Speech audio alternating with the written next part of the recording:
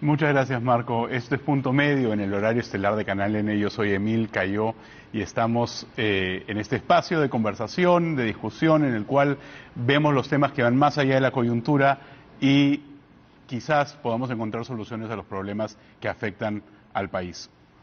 En los últimos días hemos visto en la cobertura de Canal N cómo dos terremotos de 7.8 y 7.5 grados de magnitud en Turquía y Siria han colapsado el país. Han muerto hasta la fecha 46.500 personas aproximadamente en el sur de Turquía y el norte de Siria, además de decenas de miles de heridos. Hoy mismo, un terremoto de 6.3 grados en la misma zona ha generado la muerte de 3 personas más y de muchos más heridos. Gran parte de las muertes han sido causadas por edificios que simplemente se han desplomado completamente. Ustedes probablemente han visto en el canal o en redes sociales cómo estos edificios simplemente han caído y han desaparecido en una pluma de humo. Y eso lleva a la pregunta, ¿qué pasaría si eso ocurriera acá en el Perú? Para responderla y ver las diferentes aristas del tema, tenemos con nosotros el señor Hernando Tavera, presidente del Instituto Geofísico del Perú, y al señor Luis Speger, representante de la Cámara Peruana de la Construcción y director de proyectos de Prisma Ingenieros. Muy buenas noches a ambos. Muy buenas noches. Buenas noches.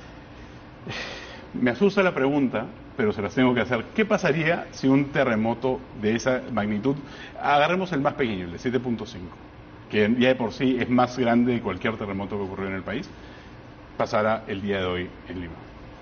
Bueno, yo pienso que estamos tratando de... No tenemos información muy clara. En el año 74 ya ocurrió frente a Lima un evento sísmico de magnitud 7.7, con la diferencia en comparación con Turquía es que este sismo ocurrió a 60 kilómetros mar adentro, es decir, que hay 60 kilómetros de distancia con el área urbana, por lo tanto los niveles de sacudimiento del suelo fueron menores. En el caso de Turquía, el evento de 7.8 ocurre exactamente debajo de las áreas urbanas y eso hace de que las aceleraciones del suelo hayan sido bastante intensas, que probablemente pues ninguna estructura quizás pudo haberla resistido o soportado esos niveles de sacudimiento, ¿no? O sea, son dos escenarios completamente diferentes, ¿no? Asumamos de que sea el mismo escenario y tenemos el día de hoy, a 4 cuadras de acá, comienza un sismo de esa magnitud.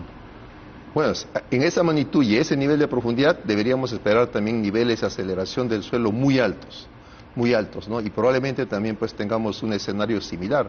Hay que tener en cuenta de que Lima después del año 75 creció de manera acelerada, con todos los distritos que bordean, podríamos decir, alrededor de la Plaza de Armas o de la parte céntrica de Lima. Y esas zonas han crecido con viviendas autoconstruidas, básicamente. Y hoy en día están ocupando zonas por el suelo que son de alto riesgo. O sea, es un escenario bastante crítico en realidad. De acuerdo a la Cámara, a Capeco, ¿cuántos edificios en el Perú han sido autoconstruidos? Ahorita mismo estiman que alrededor del 80% vienen siendo autoconstruidos, ¿no? Y cuando hablamos de autoconstruidos estamos hablando de esteras sin construcción. ¿Cuál es ¿qué definimos como autoconstruidos? Definimos como autoconstruido cualquier edificación que se hace con maestros de obra, mano no especializada y sin ninguna supervisión profesional, sin ninguna ingeniería que avale el cálculo de los elementos estructurales ni la concepción del edificio. O sea, no hay un ingeniero detrás que haya calculado previamente la demanda del edificio y cómo este tiene que responder a esa demanda, ¿no? Entonces, sin previsión puede pasar cualquier cosa. Esas edificaciones generalmente son muy vulnerables a sismos, son construidos incluso con materiales que están prohibidos para uso sismorresistente, ¿no? Como los famosos ladrillos pandereta, tubulares, que son esos que solo se pueden usar para tabiques. La gente los suele usar mucho para construir sus muros de albañilería, porque son 30% más baratos que los que sí se deberían usar. En realidad, todos estos factores crean ese riesgo tremendo que tenemos ahorita, ¿no? Y lamentablemente como país yo creo que no hemos estado yendo bien. Hace algunos años yo recuerdo que 70% era autoconstruido, ahorita 80%. O sea, se ha acelerado. ¿Y quién ¿a quién le toca, les pregunto a ambos, a quién le toca detener o supervisar estas construcciones al Ministerio de Vivienda? ¿Quién tiene que venir y diga, señor, mire, ¿sabe qué? Esto está mal construido porque veo que usted tiene el material equivocado, que no ha hecho el trabajo adecuado y esa es una zona en riesgo? Bueno, yo creo que ahí hay responsabilidad de varias partes, ¿no? De municipios, del Colegio de Ingenieros, ¿no? Del gobierno central también, ¿no? En tratar de controlar que esto no siga sucediendo, ¿no?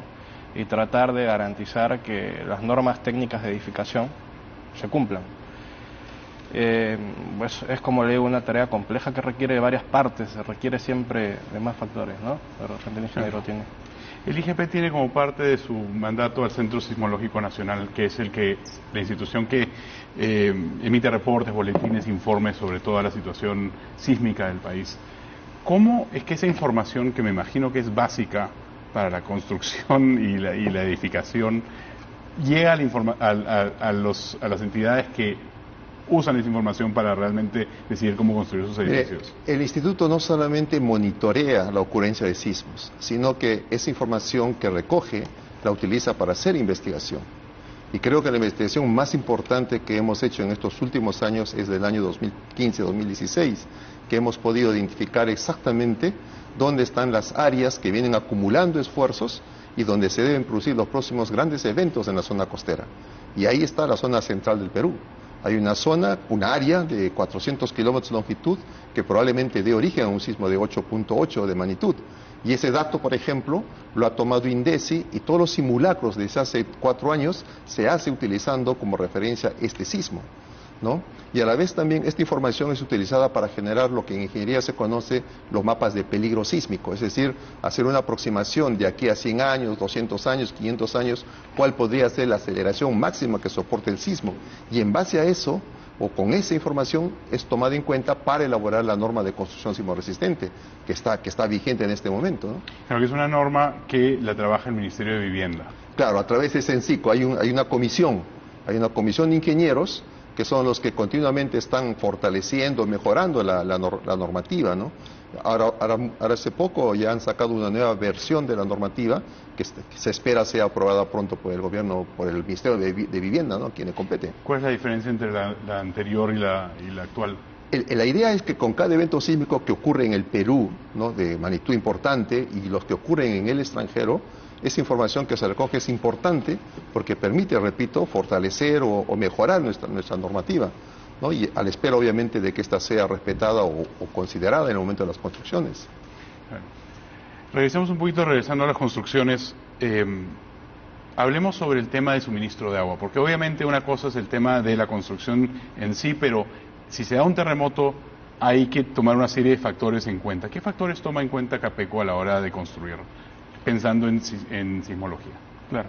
A ver, como parte, nosotros los ingenieros, como comentó el ingeniero del doctor Tavera, tenemos un reglamento nacional de edificaciones que cumplir. Es un conjunto de normas estructurales, sanitarias, de varias índoles, que resume cómo se tiene que construir una edificación con el peligro que tenemos, ¿no? Esas normas se actualizan constantemente y bueno, entonces básicamente es eso, ¿no? Ahora, respecto al agua, ¿no? Hoy por hoy ese es un problema también que muchas veces nosotros no notamos o lo pasamos por alto, estamos pensando más en lo inmediato, que es la edificación que se nos cae encima, pero el tema del agua también va a ser un problema grave.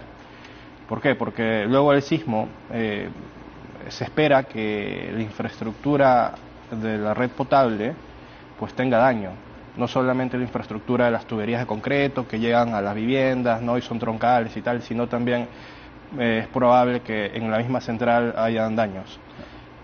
Ahorita no hay una cuantificación exacta y no hay una estimación exacta de cuánto es el tiempo que el suministro quedaría detenido. Pero lo más probable es que si viene un sismo de la intensidad que comenta el doctor Tavera, pues nos quedemos algún tiempo sin suministro de agua. Y eso es planteando la idea de que tenemos un sistema de agua y saneamiento que funciona en cierta calidad todo el año, de cuando no hay temblores o no hay terremotos, y nosotros sí tenemos una zona sísmica relativamente activa, entonces tampoco es que los daños que se dan constantemente no estén afectándolo ahorita. Entonces, es decir, estamos demasiado a riesgo, tenemos un país, tomemos Lima. ¿Está Lima en riesgo en base a la lectura de Capeco? Sí, por supuesto. Tenemos un riesgo altísimo, ¿no? Por el peligro que comenta el doctor Tavera y por la vulnerabilidad que tienen nuestra infraestructura, nuestras edificaciones, ¿no?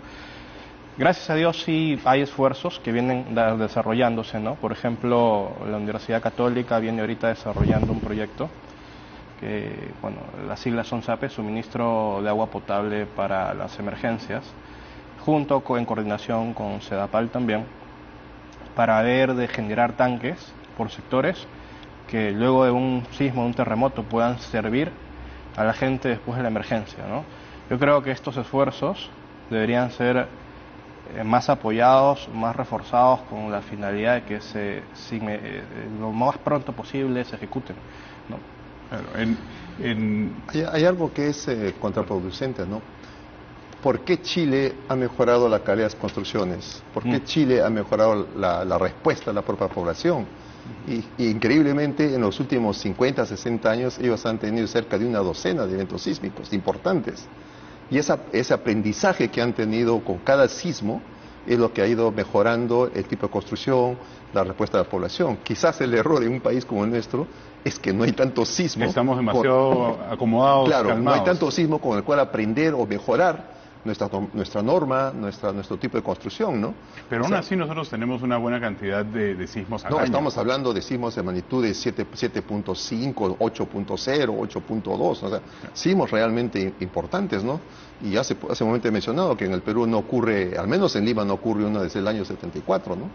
Sin embargo, en el caso, por ejemplo, regresando al caso de Turquía, en Turquía lo que se vio los primeros días fueron esos edificios que se caían y decían, bueno, son los edificios antiguos, no son los edificios que no están en regla. Sin embargo, lo que se ha visto en los últimos 2 o 3 o 4 días ha sido de que edificios construidos más recientemente, que se vendían como completados a conformidad con las últimas regulaciones de terremotos, han sido los edificios que se han caído. Es que hay que tener en cuenta algo muy importante.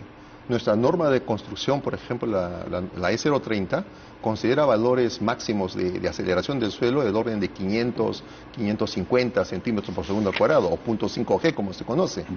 Este evento sísmico ha generado 2G, o sea, 2 veces el valor de la gravedad en el sacudimiento del suelo.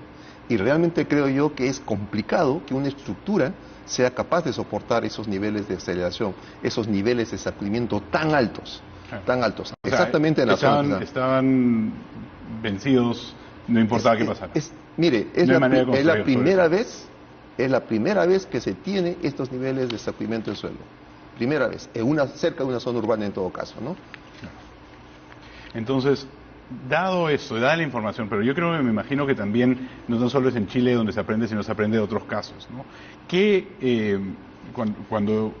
es lo que hace Capeco a la hora de, digamos, construir un edificio o trabajar con un edificio nuevo que está a punto de construirse en una zona que se considera relativamente sísmica? Como le digo, o sea, hay que cumplir con un reglamento nacional de edificaciones y ahí entra. Hay que actualizar justamente porque una de las cosas es que puedes tener el reglamento en línea, pero igual se cae el edificio. Sí, entonces eso pasa muchas veces porque el reglamento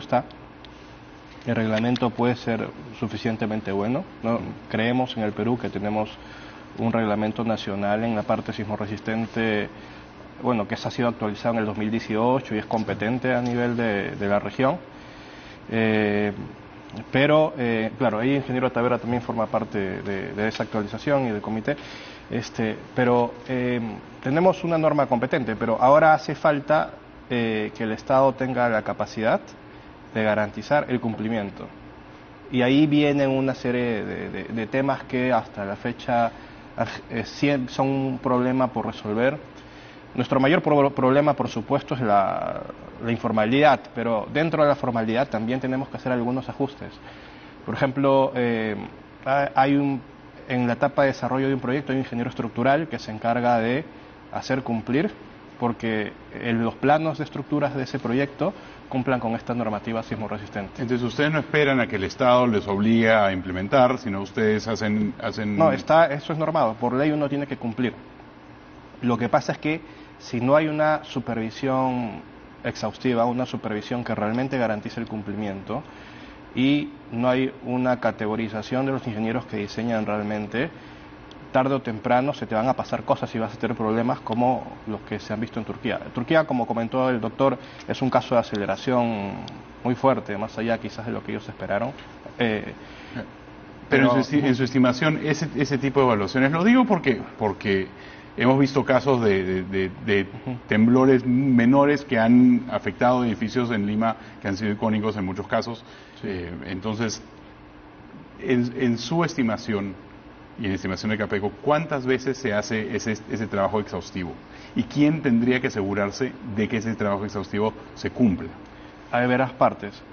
Yo digo, primero, tiene que haber, hoy por hoy tenemos el problema de que uno se titula, uno es ingeniero, tiene su colegiatura, está habilitado y ya puede diseñar cualquier cosa. Puedes diseñar desde una casa de 2 pisos hasta un hospital de categoría 3 sin mayor fiscalización en respecto a la experiencia que uno tenga para hacer eso. Entonces, países como Estados Unidos, Chile, Japón, que son probados continuamente por sismos, obviamente ellos han llegado a categorizar niveles de capacidad técnica para que uno pueda acceder como ingeniero a diseñar estas cosas. O sea, si tú quieres diseñar un hospital de categoría 3, un edificio de 40 pisos, pues tienes que demostrar que tienes la capacidad técnica para hacerlo y la experiencia para hacerlo, y para eso hay licencias específicas que se dan en ese aspecto. Es algo que lamentablemente en el Perú no tenemos y deberíamos tener.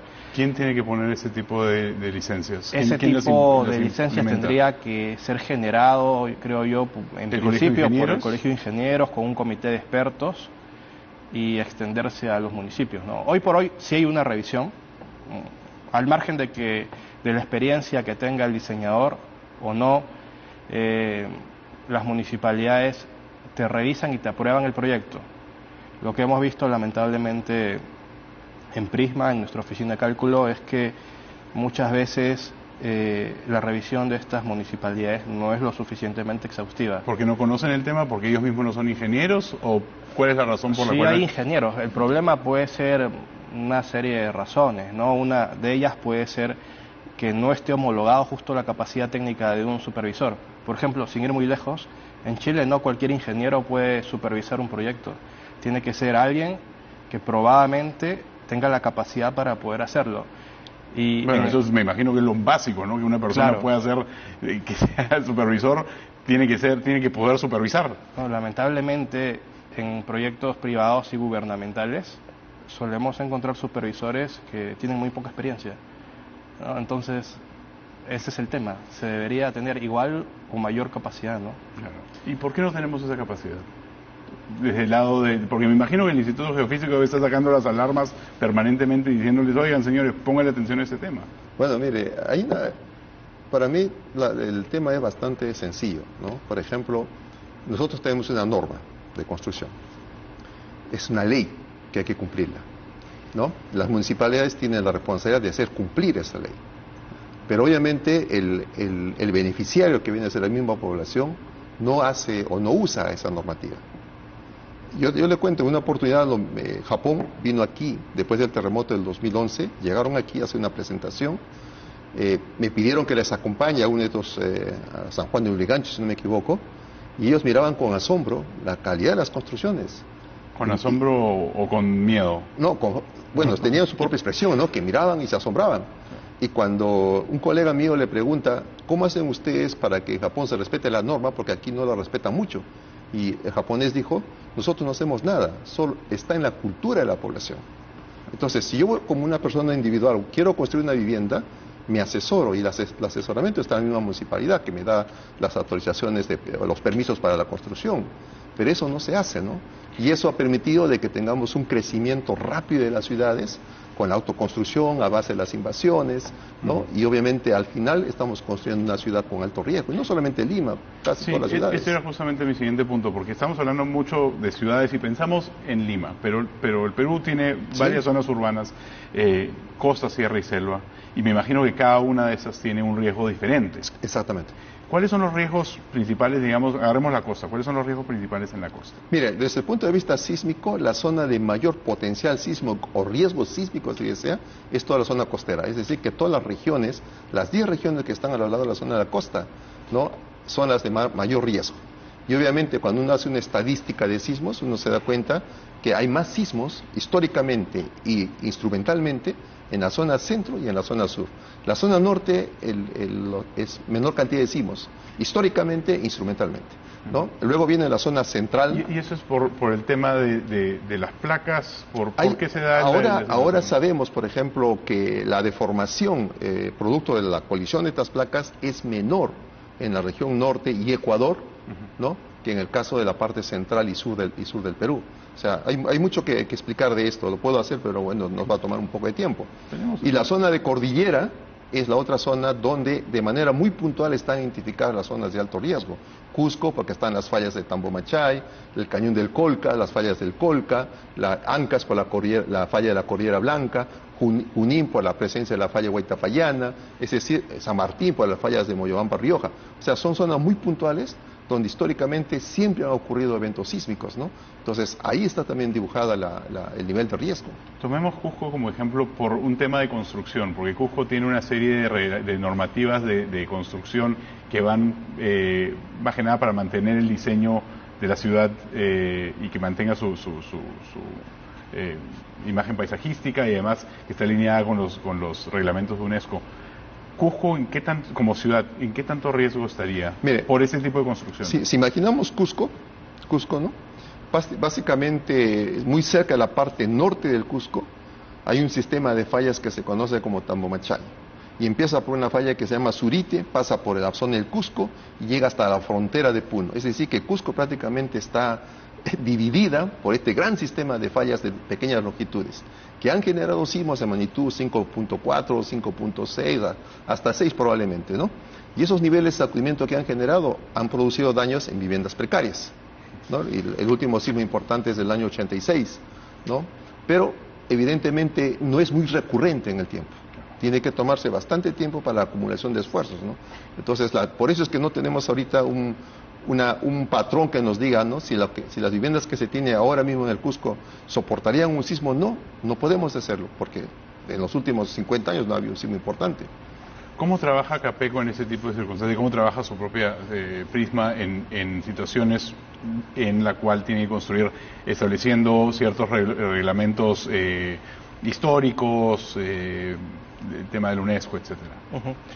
Bueno, nosotros cuando recibimos un proyecto, lo primero que hay que ver, y es una recomendación que, bueno, los ingenieros estructurales tienen que prever, y bueno, muchos saben, es que hay que revisar muy bien el tema de la caracterización del estudio de mecánica de suelos, que son estudios básicos para que uno empiece a diseñar, y el peligro sísmico que tiene el sitio en el que yo voy a diseñar la edificación. Tengo que estar seguro de que los estudios geofísicos han sido bien hechos, se tienen en cuenta, como dice el ingeniero Tavera, condiciones de falla cercana, y una vez que estoy seguro que tengo el peligro sísmico bien estudiado, pasar a la fase de diseño estructural. Una vez que hago el diseño estructural, tengo que pasar fases de revisión. Dentro de la oficina nosotros hemos implementado un proceso de 3 capas de revisión con un área de calidad para garantizar que los proyectos justamente salgan bien, salgan seguros.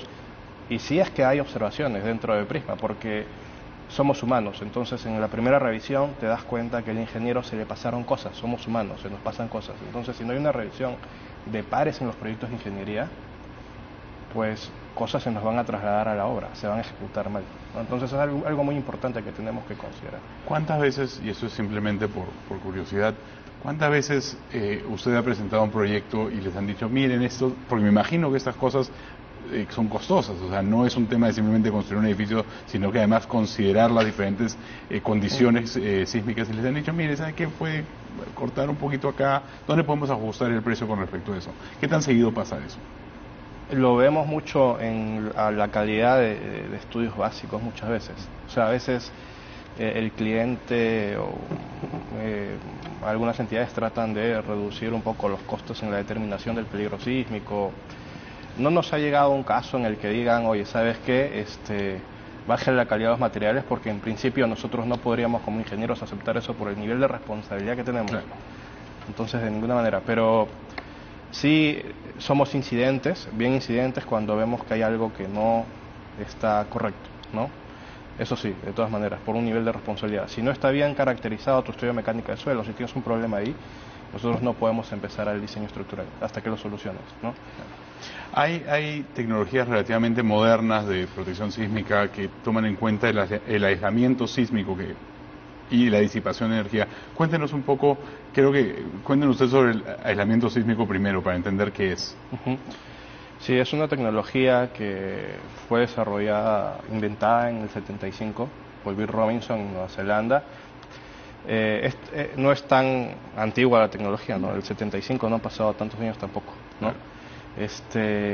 Y ha tenido una gran acogida en países muy sísmicos como Estados Unidos, Chile, Japón, ¿no? Sobre todo Japón, porque es una tecnología que ha demostrado ser súper eficiente en la reducción de la energía sísmica que entra al edificio. O sea, con aislamiento sísmico yo puedo reducir la energía sísmica que entra al edificio en 80-90% y quedarme solo con una pequeña parte. ¿Y eso, el aislamiento sísmico simplemente, cómo funciona? ¿Es poner el edificio en resortes, el equivalente? Sí, es una idea, sí.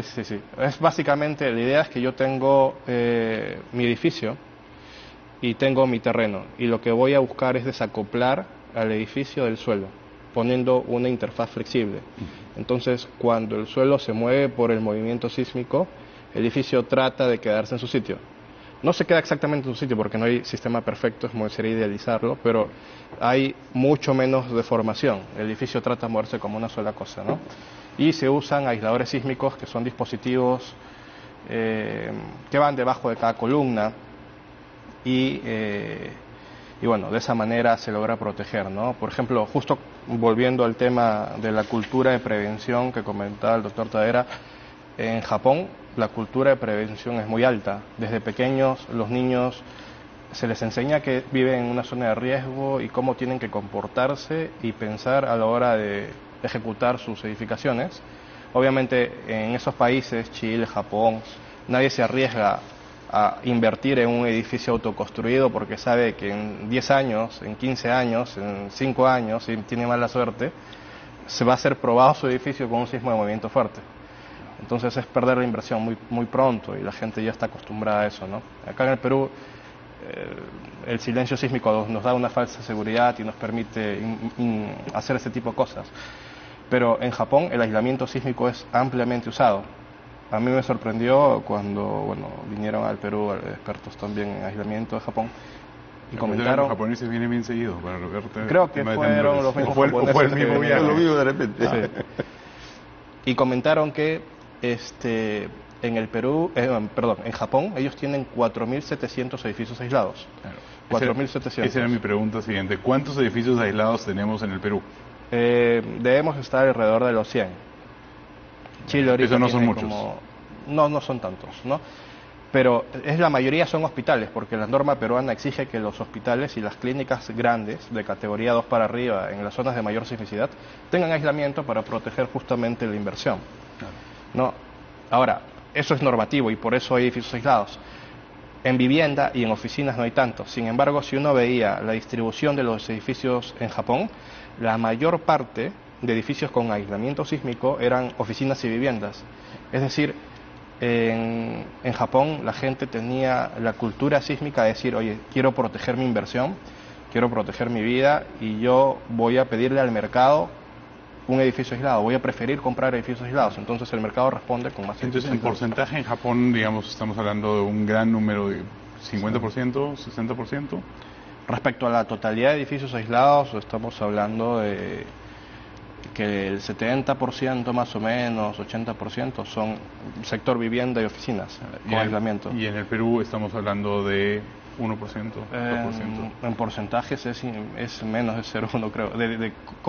Es un número, en realidad podemos contarlos con los dedos de las manos, ¿no? Claro. Edificios aislados de vivienda, no pasamos de los 6, 7 edificios en el Perú, de vivienda o oficinas, ¿no? Y esos son construcciones recientes, porque como usted dice, esa tecnología la inventaron en el 75. Sí. O sea, hemos tenido muchos años para poder implementarla. ¿Cuáles son esos edificios para saber a dónde correr? Sí, bueno, hay de vivienda, la mayoría de edificios con aislamiento sísmico los hemos hecho en la oficina, hay otros que no, por supuesto. Los de vivienda tenemos en Miraflores algunos, en San Miguel, ¿no? El edificio Pacific. Son en Colonial también con la constructora CISAC. En realidad hay pocas entidades que se han aventurado a este mercado. Es un poco más caro, ¿no? O sea, el aislamiento en realidad, incorporar aislamiento sísmico en un edificio te puede incrementar el monto de la inversión entre 0 y 5%, ¿no? Más o menos, de la inversión, ¿no?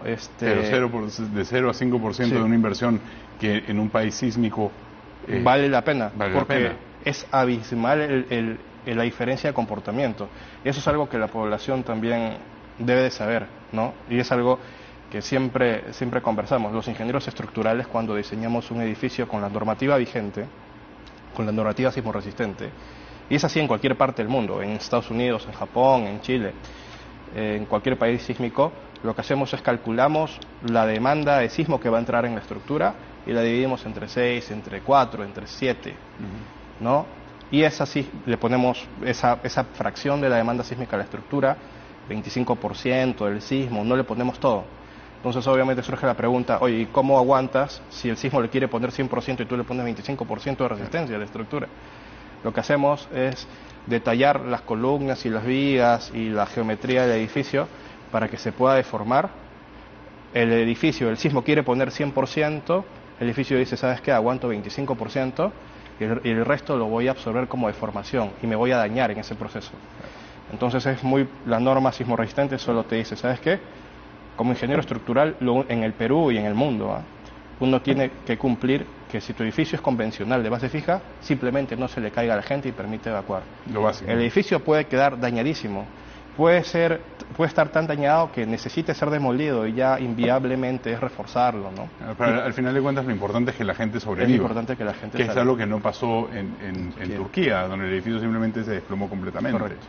Y fue en la noche, que es otro factor importante. Y fue en la noche. Y eso es importantísimo, eso agrava el tema, ¿no? Vamos a ir a un corte y regresamos aquí en Punto Medio, seguimos hablando sobre el tema de los sismos y la edificación en el Perú.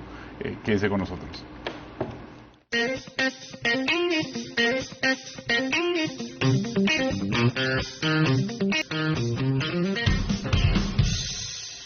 Estamos de regreso en Punto Medio en el horario estelar de Canal N. El tema, ¿pueden nuestros edificios soportar grandes sismos como el de Turquía? Hasta ahora no sé cómo vamos. Señor Tavera, ¿cómo es que el Instituto Geofísico del Perú trabaja con las diferentes entidades para poder lograr cambios institucionales con la información que ustedes tienen? Mire, en principio no se puede hacer gestión de riesgo, de desastre, si queremos llamarle, sin tener el aporte de la ciencia o el conocimiento científico en todo caso, ¿no? Como he mencionado, creo que el tema de las lagunas sísmicas, por ejemplo, ya se ha dejado de usar ya en la década de los 90.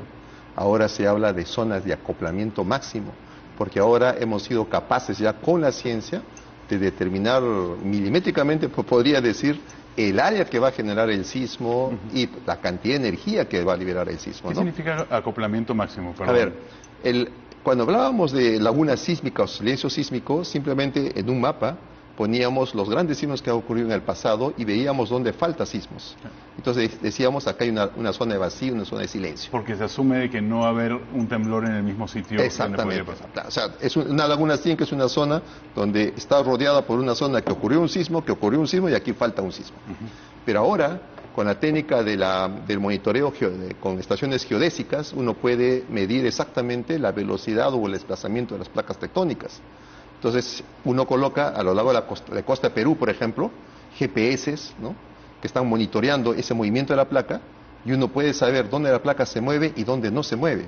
Y donde no se mueve, es porque las placas están muy acopladas, están muy adheridas, ¿no? Y es ahí donde se está acumulando el esfuerzo. Hay más esfuerzo, hay más Se tensión. acumula más esfuerzo. Claro. Mientras en otras zonas se moviliza, hay zonas donde están tan adheridas que se acumula más esfuerzo, ¿no? Y eso implicaría que cuando revienta es como una especie de... Va a dar un salto, Claro. la placa continental da un salto y produce el evento sísmico, ¿no?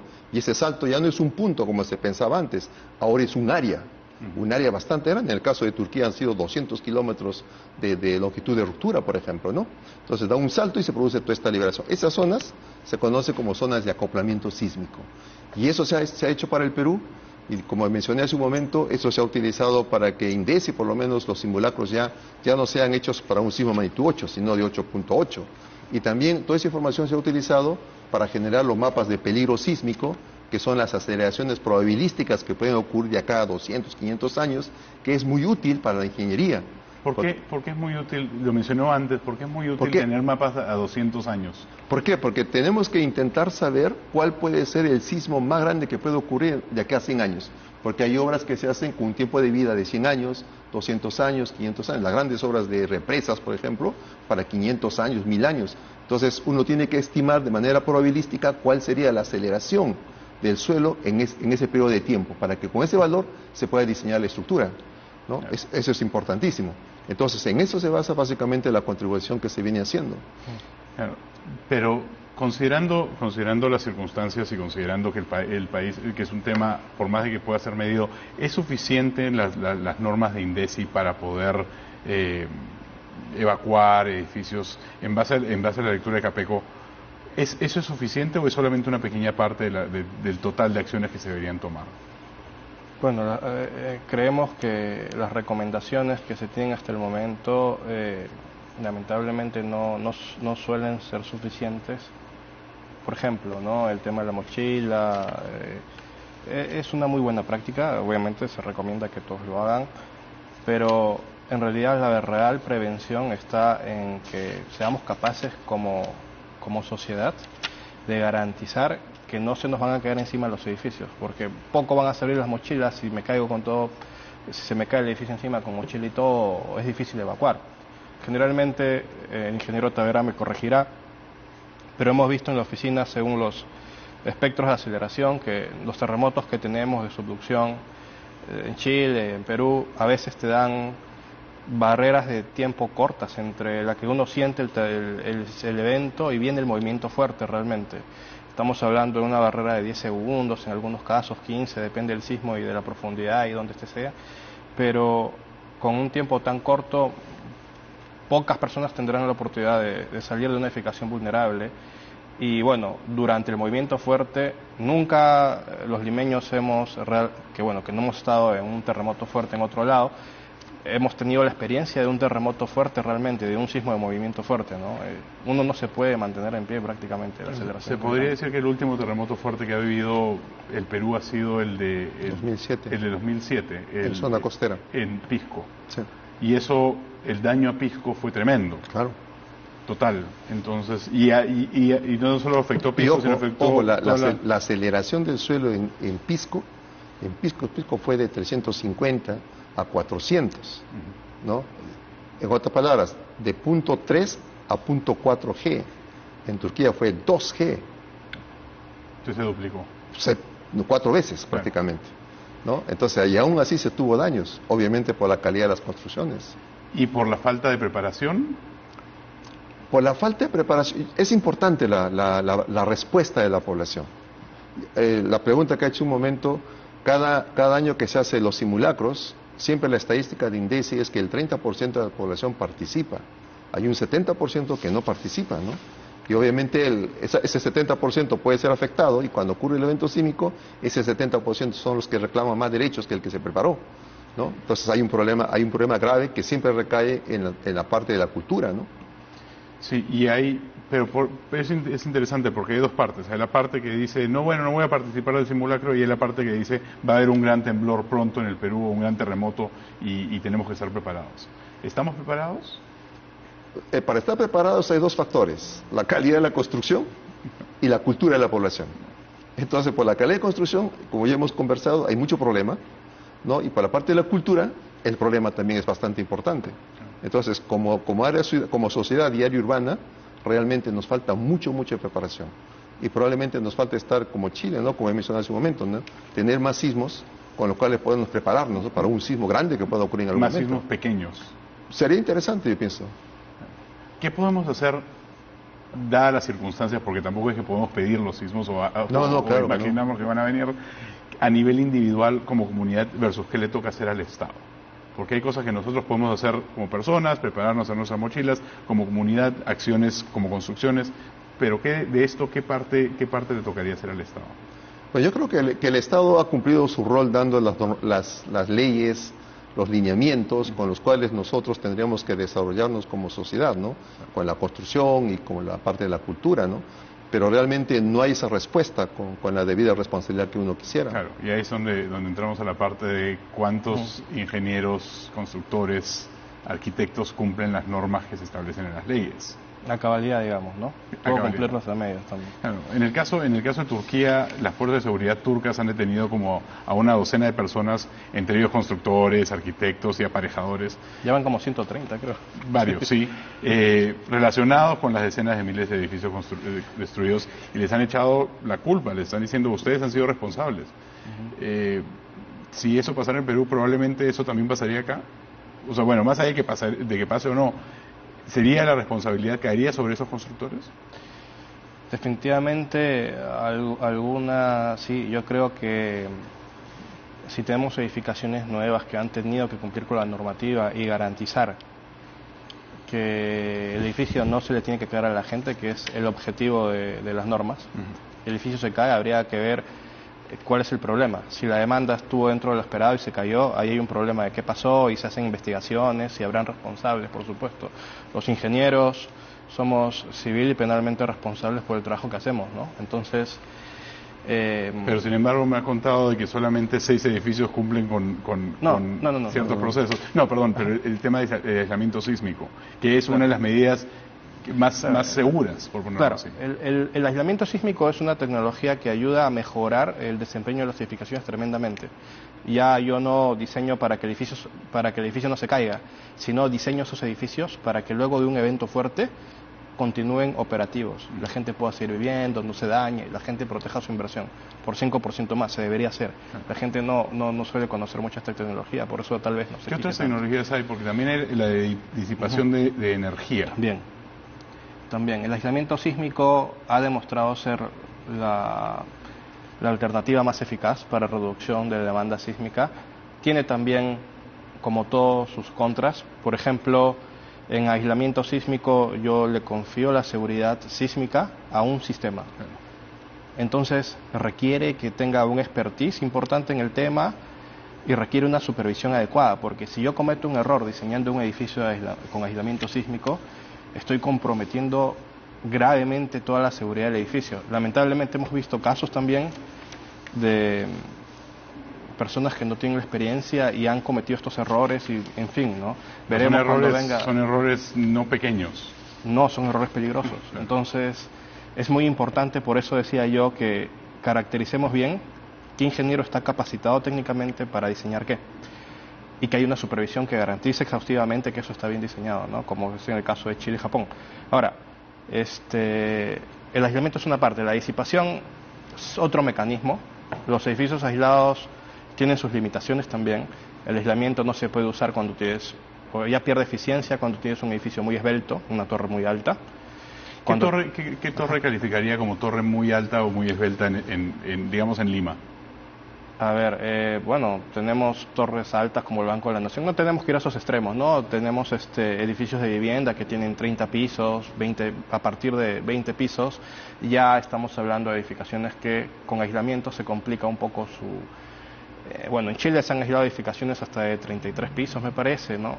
En Japón de más altura, pero ya pierde un poco la eficiencia, son mecanismos de peligros diferentes. En el caso más peruano, alto el edificio, más daño se genera bajo ese sistema. No, claro, mientras más alto el edificio, más tienen más esfuerzos de tracción en los aisladores. O sea, mientras más alto el edificio trata de voltearse y los aisladores no son buenos resistiendo esa tracción.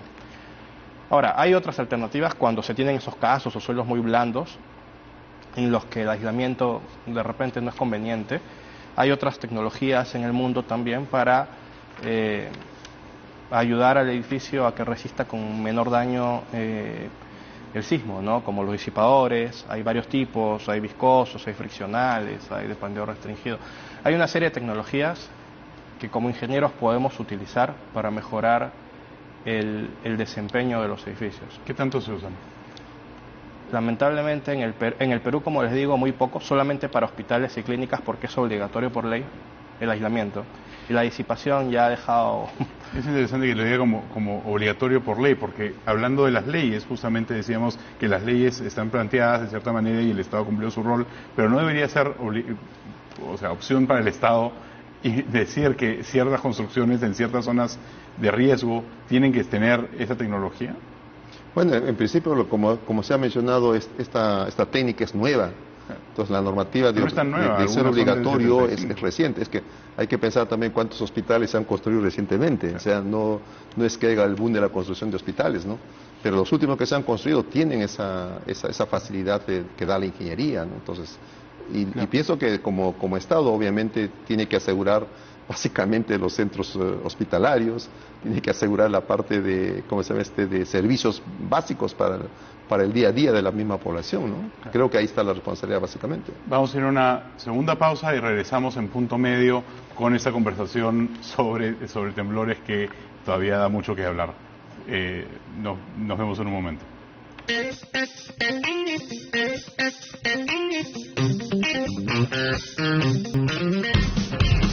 Estamos de regreso en punto medio en el horario estelar de Canal N. Soy Emil Cayo. El tema: ¿resistirán nuestros edificios grandes sismos como el de Turquía? En la pausa estábamos hablando un momento sobre que en este programa siempre se ve una desconexión entre los roles del Estado, del privado y de la comunidad. ¿Puede ser ese el caso acá? Porque tienes las leyes que a veces no se cumplen, una comunidad que no tiene la práctica ni la cultura. ¿Puede ser la razón por la cual estamos con tanto riesgo? En el país existe lo que conocemos como el SINAGER. Y dentro del SINAGER, es el Sistema Nacional de Gestión de Riesgo de Desastres. Y dentro de ese sistema, cada quien cumple un rol. El Instituto Geofísico del Perú cumple el rol de hacer investigación para proveer la información para mejorar esa gestión de riesgo. Las autoridades dan las normativas, las leyes. El punto crítico de quiebre es aquí la base de esta gran pirámide que está dada por toda la población, ¿no? Entonces, la población aún no, quizás lo puedo decir, la población peruana, cada vez que ocurre un sismo, reacciona como si fuera la primera vez que ocurre. Y creo que con eso podemos entender realmente que no estamos recogiendo lo que la historia nos deja para aprender. Cuando ocurrió el sismo de Pisco, ¿no?, de 2007, yo estoy seguro, tal como está pasando ahora, que estamos mirando en la televisión lo que ha pasado en Turquía, esa vez vimos lo que pasó en Pisco, pero no nos pusimos de pie para mirar cómo fue construida mi casa, cómo fue construido mi edificio, qué puede fallar en mi edificio, qué puede fallar en mi calle. No hacemos eso, simplemente estamos mirando en la televisión lo que está pasando en otros sitios. Ahí está el problema. ¿Hacemos eso? ¿No lo hacemos? No lo hacemos. ¿No debería Capeco, como grupo, como gremio, como institución, hacerlo? A ver, revisar todas las edificaciones involucra un presupuesto inconsiderable para el Estado, es algo que debería hacerse. Nosotros deberíamos saber, en el sector informal es fácil determinar que tiene mucho riesgo, pero sí quizás un tema de revisión. Ahora, yo creo que tal vez como recomendación el sector privado debería, pues hasta esperar que el gobierno tome acción, el sector privado debería tomar un poco las riendas en el asunto. Por ejemplo, si yo pertenezco a una junta de propietarios en un edificio, tenemos un edificio y queremos saber qué tan seguros estamos, si la construcción fue bien ejecutada y tal, yo recomiendo que como junta digamos, miren, destinemos una parte de la mensualidad que pagamos por mantenimiento para que hagamos una revisión estructural de nuestro edificio y saber que nuestros hijos y nosotros estamos durmiendo seguros. Ahora, eso no es un poco tarde, porque es como que esas personas ya llegan al edificio después de que ha sido construido, sí, y que simplemente descubrir. Y muchos de esos, y hay casos en los cuales se construye a conformidad de obra y después ellos construyen algo sobre la conformidad que se da al comienzo al ser el edificio el entregado. Entonces quizás eso ya no es un poco tarde en el camino. Yo creo que sí, mucho mejor hubiera sido que desde el inicio hubieran los mecanismos legales adecuados y la cultura que garantice que esa edificación va a estar bien. En el caso chileno, por ejemplo, la gente se siente muy confiada en sus edificios. Dicen, no, estoy en Chile, mi edificio se construye bien, acá hay supervisores y todo. Y los edificios no se caen en Chile. Vienen terremotos fuertes cada 10, 15 años en promedio y las cosas no se caen. Entonces el ciudadano chileno está muy tranquilo con eso y dice, yo no me preocupo. Lamentablemente en el Perú no hemos tenido esa experiencia y yo creo que es importante que bueno, como seguro ha habido un relajamiento al respecto y como propietarios directos de un inmueble pues tengamos esa proyección. Es un poco tarde, sí, pero no lo suficiente. Más tarde va a ser, si no hacemos nada, viene el sismo y se nos cae encima la edificación, ¿no? Ese fue el caso chileno y es bueno ponerlo. Estamos hablando en la pausa sobre el caso japonés, que usted estuvo en el terremoto en Japón. Cuéntanos un poco sobre eso. Bueno, es interesante, desde el punto de vista de la sismología, obviamente es interesante, ¿no? Los niveles de sacudimiento del suelo, porque hablábamos de un sismo de magnitud 9.0, realmente bastante grande. Pero uno puede darse cuenta ahí el nivel de la cultura de la población, esa es clarísima. Recuerdo claramente que nosotros para trasladarnos al hotel, por ejemplo, tuvimos que pasar por una estación de tren, por el subterráneo, y lo que equivale a Defensa Civil repartía bolsas de dormir para la gente que se quedó a pernoctar en las estaciones de tren, ¿no? Y al día siguiente, cuando volvimos para tomar fotografías de los daños que queríamos tomarlas, encontrábamos que estas bolsas cada 100 metros, 50 metros, estaban arrimadas y Defensa Civil, el equivalente, pasaba a recogerlas. Entonces están devolviendo. Claro, yo me preguntaba si en Perú repartimos bolsas de dormir, al día siguiente las encontraremos. En las autopistas dejaron los vehículos estacionados porque dan la señal de alerta y todo el mundo se detiene, deja su vehículo y se va a su casa.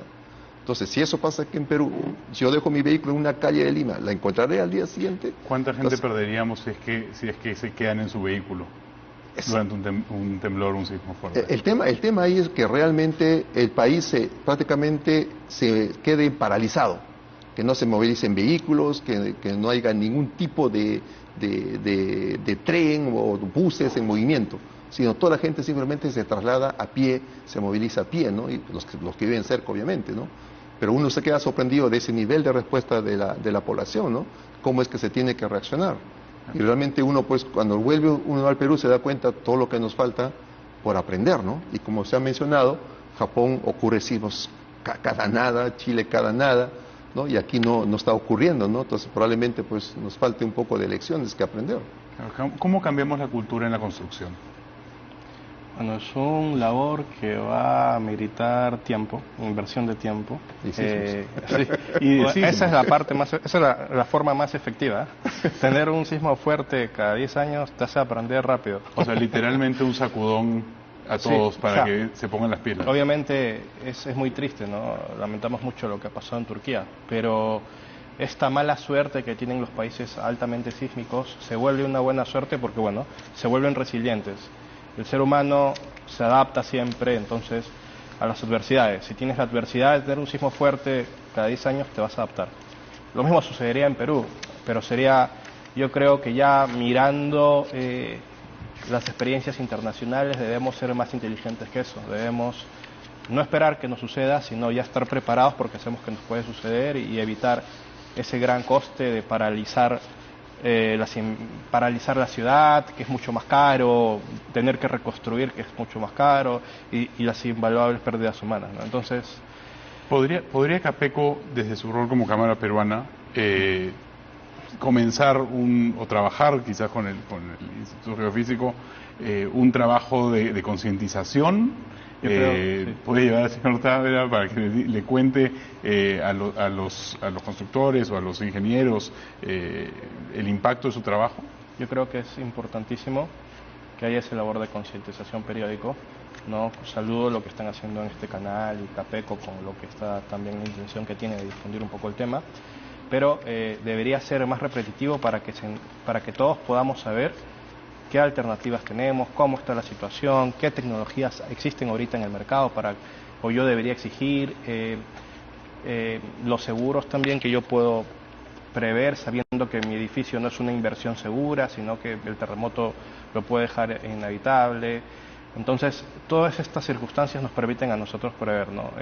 Yo creo que también, aparte de la difusión, es importantísimo que en los colegios, desde temprana edad, los niños sepan que estamos en una zona sísmica, que todos sabemos, ¿no? Pero que evitar, oye, mira, usar estos ladrillos está mal, que no tengas ingenieros está mal, mira lo que pasa, si ves este tipo de estructuras ya sabes que estás en riesgo. No necesitas ser un experto en el tema, pero los conceptos generales que, por ejemplo, tiene un ciudadano chileno japonés que le permiten determinar cuándo las cosas están mal y qué él debe exigir como propietario, ¿no? ¿Puede el Instituto Geofísico trabajar con los colegios, con las universidades? ¿Ustedes hacen trabajo de concientización? No es que pueda, lo venimos haciendo de siempre. Sí. Conferencias, talleres en colegios, con las municipalidades, con defensa civil, con los gobiernos regionales, gobiernos locales, es de todos los días. Quien le habla al año, puedo haber dado a 500, 600 conferencias sobre esta misma temática, ¿no? Y la incidencia de lo mismo que uno va aprendiendo en el tiempo, ¿no? Pero lamentablemente, pues, Claro. el trabajo queda corto aún. Y nos ha quedado también el tiempo corto. Les agradezco a ambos el tiempo, la consideración. Si eres un propietario, por favor, chequea las condiciones de tu edificio. Les agradezco muchísimo a los dos. Los dejo con Hora 11 y Melissa Pesquier. Esto ha sido Punto Medio. Soy Milka Yo. Nos vemos el día de mañana. Muchas gracias. Sí, muchas gracias.